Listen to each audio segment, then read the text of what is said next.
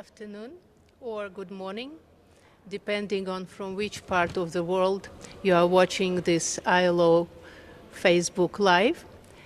I am Olga Bogdanova, Department of Communications, ILO. We are at the Palais des Nations, Geneva, at the International Labour Conference. And our guests today are Anita Amorim, Head of SouthSouth and Partnerships Unit, Partnerships and Field Support Department. Hello, Anita. Hello, Olga. And Wolfgang Schiffer, Technical Specialist at the ILO Multilateral Cooperation Department of the ILO. Hello, Wolfgang. Hi, Olga. Our topic today is the role of decent work in attaining or fulfilling sustainable development goals. And on the screen in front of me, I will see your questions and comments, and please send your questions and comments because they will help us greatly to shape up and build our discussion and will help us make it useful, instructive, and hopefully interesting for you all. Thank you in advance. Before we start our dialogue, let us agree on one thing. Our audiences are very diverse in the sense that it's not only ILO or UN officials. It is also, as I can see from the questions that we receive, sometimes university or even college students, people from different parts of the world who may not necessarily know our terminology and concepts as well as we do. So may I ask you in the course of our dialogue to pause from time to time to give our audience some basic definitions or background information. Would that be okay with you? That's fine. Sure. Good. Then let's get started. On the year 2015, in September, the global leaders got together in New York and adopted a Sustainable Development Agenda till the year 2030. And the agenda has 17 Sustainable Development Goals. I'm sure everyone knows those symbols that are displayed all over the world. And those Sustainable Development Goals, I would say, are very people-centered and planet-centered. I have wrote down how they sound, short titles of these goals. And it's really great. Peace and justice, no poverty, zero hunger, good health, quality education. I'm sure each and every of us would just dream to live in a world like that. And among those 17 SDGs, as we call them, SDG 1, Goal 8, is about decent work. So my first question is to Wolfgang. If you look at those 17 SDGs, where would you place Goal 8? How it is related to other sustainable development goals? Well, thanks, Olga. Thanks for the introduction and for that question. I think there are a couple of things that we should look at here. First, we all know the Sustainable Development Goals, but they're part of a broader agenda, as you rightly said, the 2030 Agenda for Sustainable Development. So if we look at that, the SDGs are within a broader development framework, an orientation towards a better world. Towards a better world which is fair and just, but which also looks at environmental issues, which looks at socio-economic development, and that in an integrated manner. I think that's the important thing to look at. So, as you rightly pointed out, SDG 8 on decent work and sustained and inclusive and sustainable economic growth is at the heart of the SDGs, number 8 of the 17. So also if you look at the icons, it's very conveniently at the heart. But if you want to achieve a better world through decent work, you also need to look at all the other SDGs. You need to look at how decent work is related to poverty reduction, for example, SDG 1? What is the connection between decent work and health issues, which is SDG number 3? What institutions do we need for the fair and peaceful societies that we want to achieve? That's SDG 16. So the trick is looking at the SDGs to look at all of them and see how you can actually take advantage through implementing decent work, through having a society where work takes forward the development agenda of a certain society towards a better world, towards the achievement of the 2030 agenda. You have mentioned economic growth, and we should say here that how the Goal 8 actually sounds. Short title is Decent Work and Economic Growth. And if we take its full title, it deserves to be spelled here. Promote inclusive and sustainable economic growth, employment and decent work for all. My question is how the economic growth and decent work are interrelated. Yeah, thanks. As you rightly pointed out, there's sort of various aspects included in the concept of economic growth. It should be sustainable, it should be sustained, but it should also be inclusive. And that relates to decent work as we understand the concept. Decent work is very important. It's not just any job. It's not just any work. It's work that comes with rights. It's work that is based on a normative foundation. It's work also that looks in particular to the ones that are most vulnerable, to the ones that work but are still in poverty. And these are many. There's almost, if you look at it globally, almost 60 million around the globe are working but do not have enough to lift them out of poverty. So if you look at the connection between decent work and economic growth, the first thing to recognize is that jobs are necessary, but they need to be quality jobs, they need to be decent work. Now, once you have that in place, there's a virtuous circle that you can start. You have decent jobs which create purchase power in a society, which then sort of provide for society which can invest in its economy, which then lifts the productivity of your economy to a further level, and hence you have the opportunity through employment policies to generate more decent work. And that's the whole idea behind SDG 8 and how these two elements are connected. Oh, thank you for giving us in a very simple words the logic behind this circle, decent work, economic growth. That's very useful for the start of discussion. You have also mentioned some alarming figures that many of us know about working poor, people who work, sometimes who work very hard, but still cannot get themselves and their families out of poverty and live on the equivalent of $2 per day.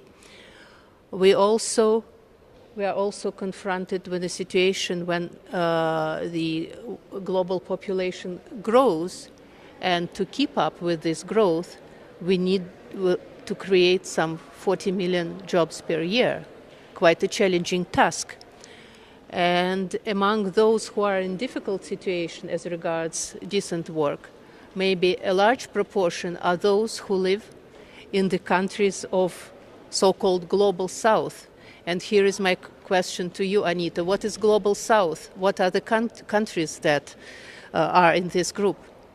Thank you very much, Olga. Well, the Global South is more a geopolitical definition than really a geographic definition. So it's rather linked to the manifestation of countries of the South of wishing to assert their own decision-making power over their own lives. So let's say it's very much linked to SouthSouth and triangular cooperation and to the cooperation between and solidarity between the countries of the South. But to summarize, let's say, the Global South will be mainly developing countries all over the world, but also it's a bit of elastic concept because it's not only the South, but you have also countries in the East or in the West that will be also considered South. So sometimes by self-definition, some countries are happy to be seen as part of a developing country world. But basically, in the United Nations, it would be the countries that are called the G77 plus China, which is a group of 77 countries originally that nowadays are more than 120, plus China, that in a way have some similar agendas in terms of development cooperation and other forms of cooperation. This is, of course, very much linked to, it's not an opposition to, let's say, what would be then the global north, but it's rather a complementary approach to development where you look into southern approaches as also part of the alternative. Why do we have this group? What is its role globally? How would you assess its importance in the global context?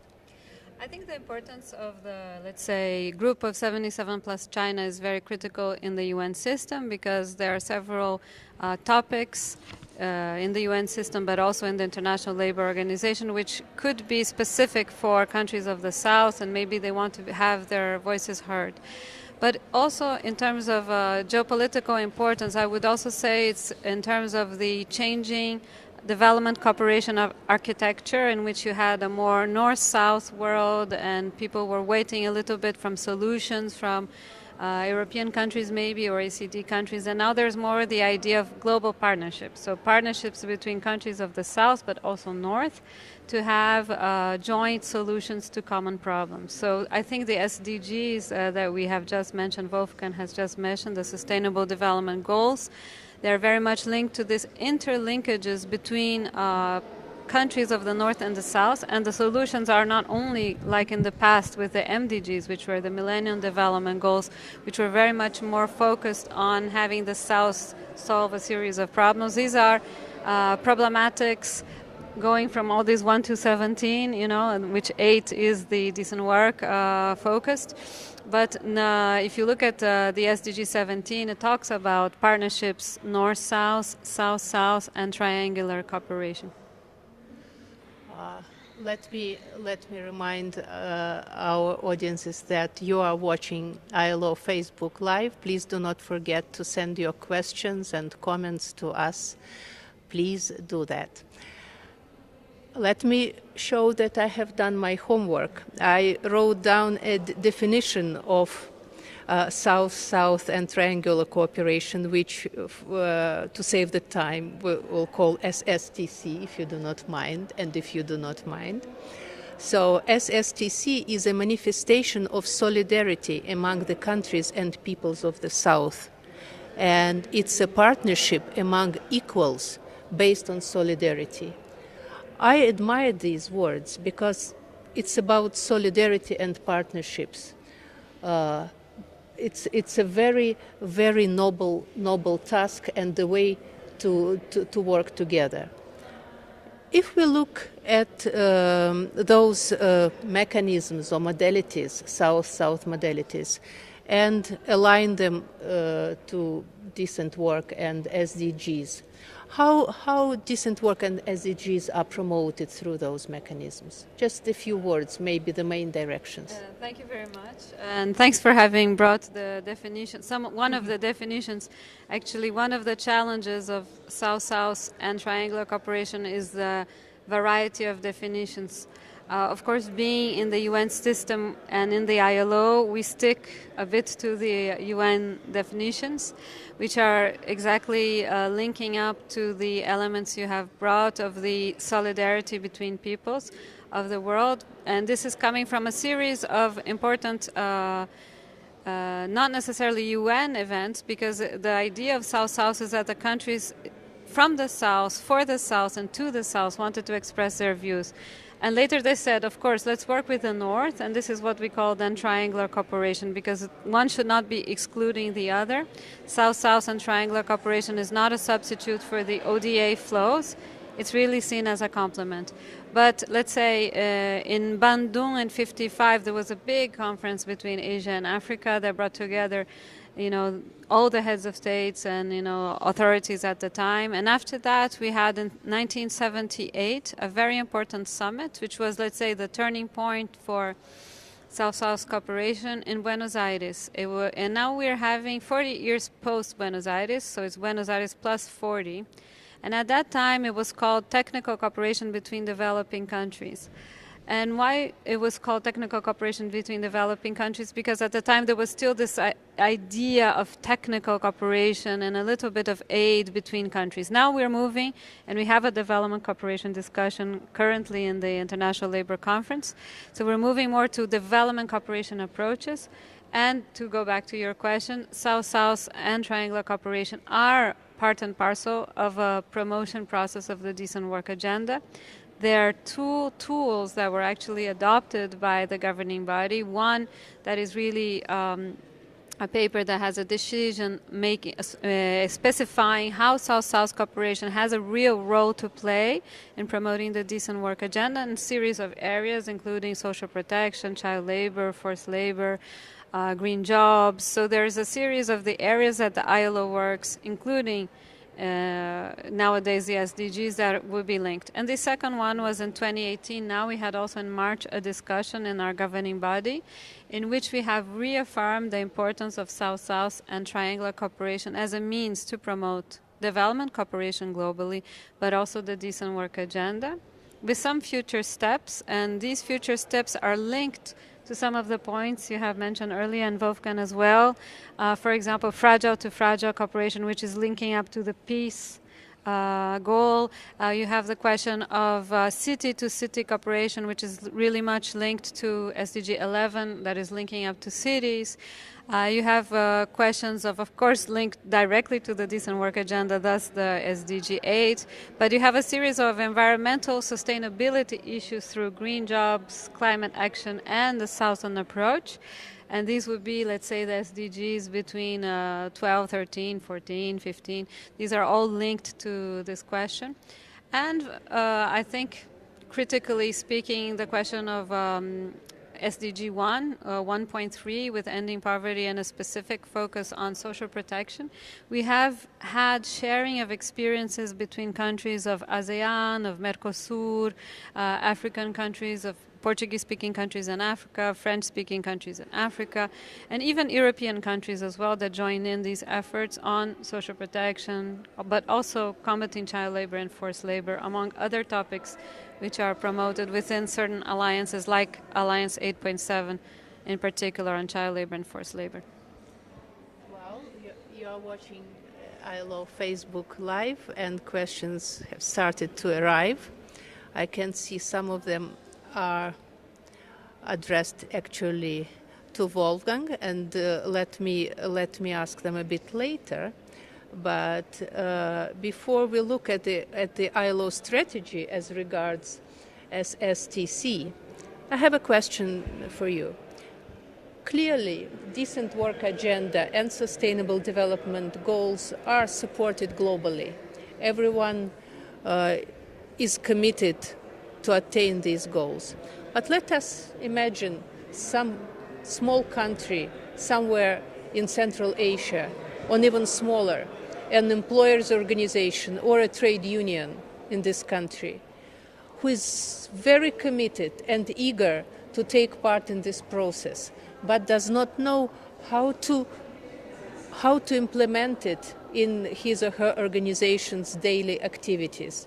In other words, using the ILO terminology, how to mainstream the decent work and SDGs in the activities of our partners.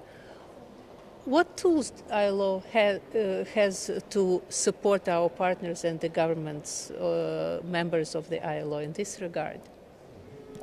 Thanks, Olga. Again, a very interesting and pertinent question. Before we delve down to the country level, where really the focus is, I guess, of the implementation both of the 2030 agenda, but also, of course, of decent work. Let's take a step back. I mean, we see this situation that you describe actually around the globe.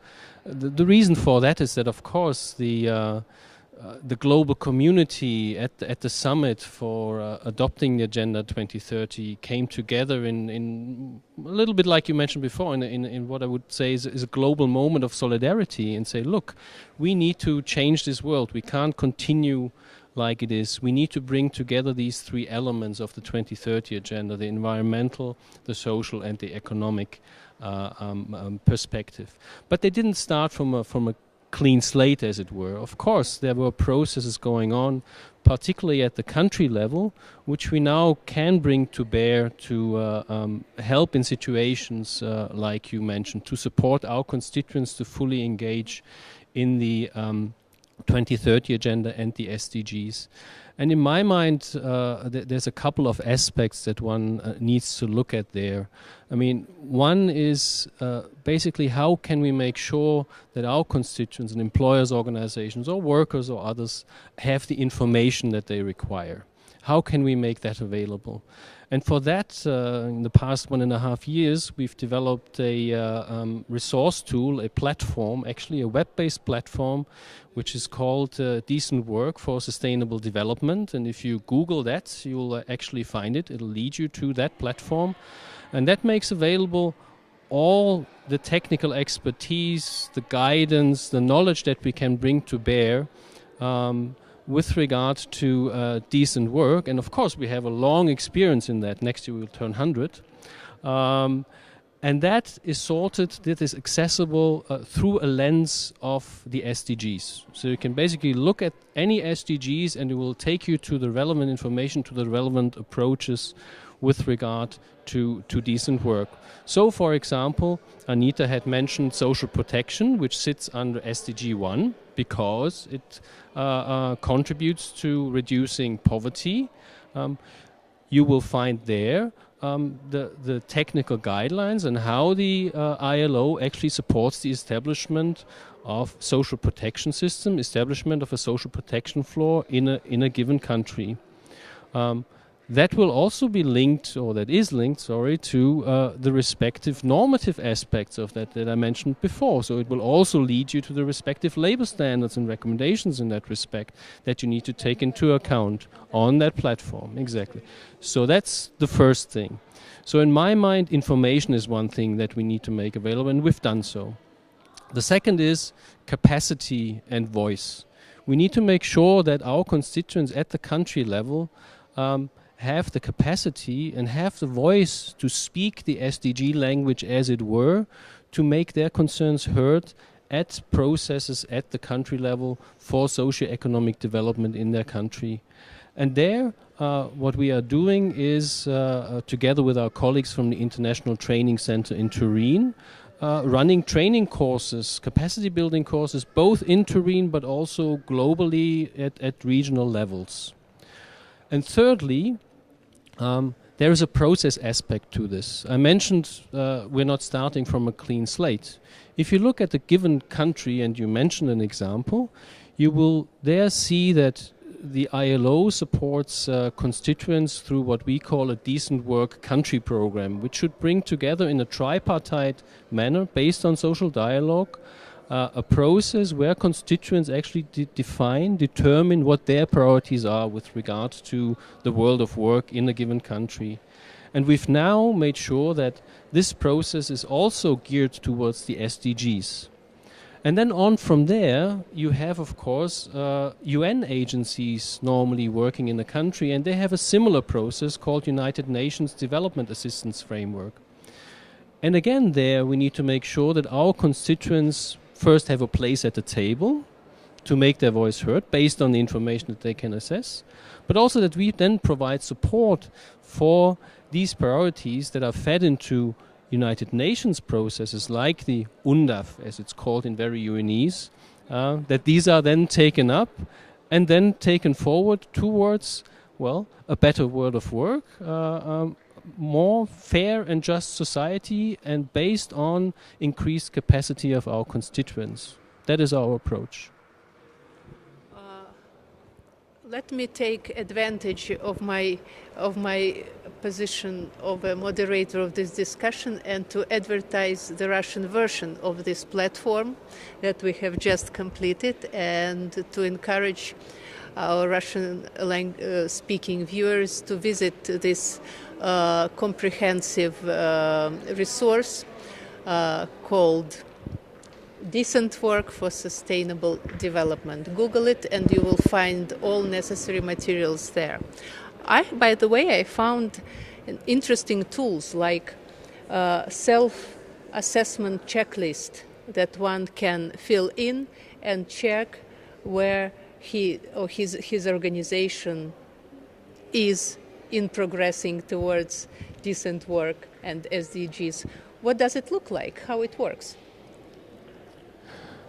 The self-assessment questions or guiding questions, as we call it, are a central part of the platform. And they speak to, well, the DNA of the ILO, which means our constituents are in the driver's seat. We need to enable them to assess a current situation in a given country and then in a discussion process, in a dialogue process, identify the priorities. And so, for example, what you would have in the resource platform that we're discussing just now is a structure of 24 thematic areas related to SDGs and decent work. So they range from active labor market policies, social protection, to child and forced labor, but also to other issues related to the decent work agenda. And related to each of these thematic areas are roughly 10 questions which will allow our constituents to have a considered discussion towards identifying decent work gaps with regard to that thematic area and the SDGs at hand, but also see where their country or their organization is already doing well. And that in turn will help you to identify those priorities, those activities that you can then feed into these processes that we just discussed, the Decent Work Country Program, United Nations Development Assistance Framework, or indeed global SDG processes like the voluntary national reviews, where countries report on their progress on SDGs annually in New York. I like your point that our constituents should be in the driver's seat. That's a good metaphor. You are watching the ILO Facebook Live, and the topic of our discussion is decent work and sustainable development goals. I monitor questions that we are receiving. Many of them we have already answered, like from Natalie. And from Grace about evaluation of progress along the path of towards decent work and SDGs. And I would like to ask you a question about the words of the Director General from his opening statement. The DG called the ILO a guardian of the decent work indicators. What does that mean? Thanks. Again, it leads us into the inner workings of the Agenda 2030 and the SDGs. And maybe for the benefit of our viewers, I should recap how they're structured. So at the top level, you have the 2030 Agenda. Okay. Within that, you have the 17 SDGs that we now know. Right. Below that, because the SDGs are very broad and sort of aspirational, you have a little bit more concrete elements which are called targets, and there are 169 of them.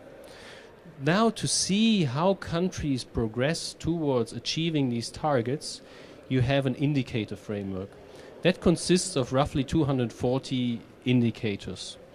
And for 14 of those, the ILO is what is called a 1.4 is a custodian. Those are those indicators which basically measure progress or the contribution of decent work to attainment of the respective SDGs. And of course, many of those are situated in SDG 8 on decent work and economic growth, but also we already mentioned a couple of times now 1.3, which is on social protection, establishment of social protection systems. Now, the good news within that is that we have been working on a very solid reference and indicator framework at the ILO for measuring progress and monitoring progress since quite some time. And we have managed to insert actually this good technical work in the 2030 agenda and the indicators framework. So of those 14 indicators, the majority of them are actually fully aligned with the work that we're doing with our constituents, with our member states around the globe. And while there are challenges around capacity, data availability, our colleagues from the statistical department, of course, are working very hard to address these and are also running capacity building courses, again, at the center of our friends in Turin, the ITC, but also around the globe. Now, of course, 240 indicators, that's quite a mountain to climb. As I said, less of a challenge for the ILO, but I can see it as a huge challenge within the 2030 agenda. Already within the MDGs, which were much more straightforward and simple, there were issues around that.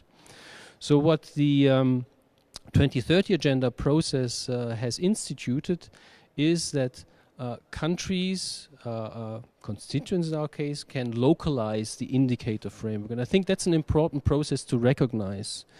For progress to be relevant to a given country, the indicators need to be responsive to the country situation in terms of data availability, but also in terms of it speaking to the actual issues and problems at hand in a given country.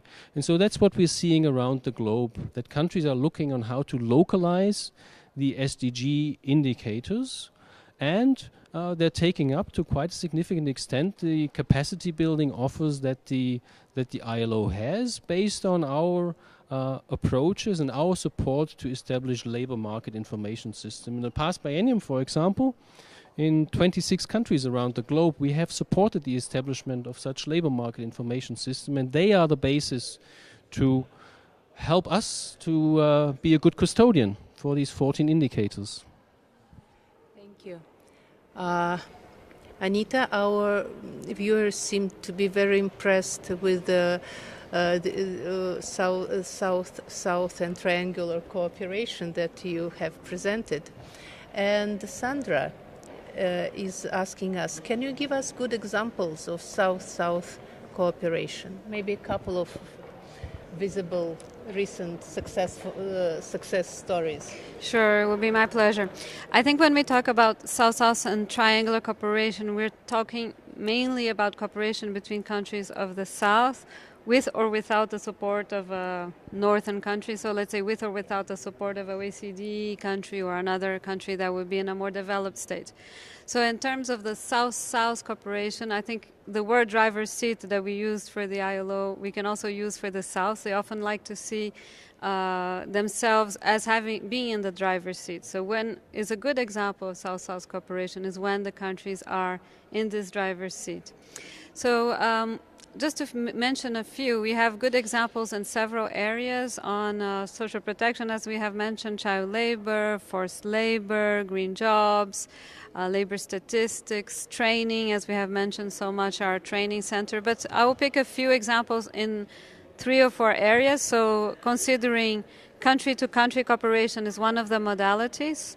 Another one would be sub-regional or regional, and another one city-to-city cooperation, and another one interregional. So I think it's good to distinguish that you have a lot of forms of this South-South and triangular cooperation. But they're all horizontal. They're horizontal, so that means, what does that mean? The horizontality of the South-South is that there is not, let's say, a situation of power of one of the partners over the other. Ideally, of course, we know that in the real world sometimes things happen, but that is one of the principles. As you had mentioned, the principle of solidarity in this Nairobi declaration that was ministers of Foreign Affairs that was later endorsed by the UN in 2010. There was the questions of solidarity, but also non-conditionality, and also working from an equality perspective. But in the country-to-country example, we could mention, for example, cooperation between Brazil and Argentina on labor inspection. This has happened for many years, or child labor. In the sub-regional perspective, you can mention Mercosur Mercosur, because that would be sub-regional, which is the SouthSouth Cooperation on declarations on combating child labor, on combating trafficking, and combating sexual exploitation of children. So joint work on these areas. On the Asian perspective, you have ASEAN that has collaborated on social security systems, for example. This would be a good example of, let's say, sub-regional. But in terms, then you have regional. So we have the good example last year that there was a tripartite meeting at the ministerial level in Africa that requested the creation of a facility for South-South and Triangular Cooperation for Africa. And this was done mainly with labor ministers and our tripartite constituents, which mean the workers and employers organizations. So there was a spontaneous creation of this facility.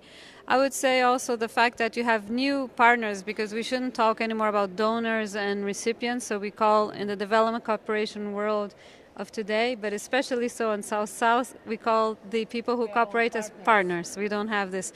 And we have an interesting partnership with Algeria that now supports the ILO to support countries in the Maghreb on social security system. So they have study tours from countries from the Maghreb, from Africa, to learn more about their social security systems.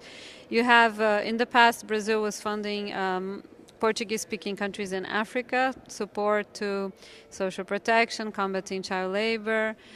Currently, there is still a project ongoing on the cotton sector, so combating forced labor and child labor in this area. You have interesting also cooperation between Portuguese-speaking countries within the framework of the CPLP. Right now, we have the first Portuguese-speaking academy of the ILO in Turin, which is our training center for those who are far away. And South-South and Triangular Cooperation was highly mainstreamed as part of the topic, and there will be a roadmap. Then we have this original, two new or more original forms, I would say, which is city-to-city cooperation, so cooperation between cities. Of course, these are not cities in the same country, because often when people say, we do city to city, and then they will say Sao Paulo and Rio de Janeiro are cooperating, that is not the city to city in the framework of the South-South Cooperation. We would think of two cities or more that are cooperating, for example, on a particular topic. We had cooperation between Belo Horizonte, Maputo, and then Barcelona to make the let's say the triangular cooperation on labor markets, on also social protection, on social and solidarity economy. So now these topics are growing and expanding. And then we have a new form of cooperation, which is fragile to fragile cooperation. And this is mainly in the framework of an ILO agreement with the G7+. And this is not the big G7, it's the little G7+, which are the countries that self-denominate themselves as fragile, because they feel that they're in a situation in which they need specific support, but they also say every country in the world is in the position to support each other, even if you're in a situation of fragility. So there's been cooperation between, for example, Timor-Leste and Guinea-Bissau in the elections, and other examples are very important in this fragile to fragile cooperation. So this is another, I think I gave quite a few examples now, but there are more, and we will also advertise a little platform we have in the framework of the cooperation with the Turin Center, which is on South-South. So you can find all these good practices under SouthSouthPoint.net. So if you Google SouthSouth Point ILO, you probably find most of the good practices we have. Well, thank you very much, Anita. You are watching ILO Facebook Live, and as it always happens when there is an interesting discussion, time flies, and we have to conclude our session and thank our guests for this very interesting conversation, and to take advantage and announce that the next Facebook Live session will take place at 5 p.m. Geneva time, and it will be in French, and it will be about future of work. Thank you and goodbye. Thank you.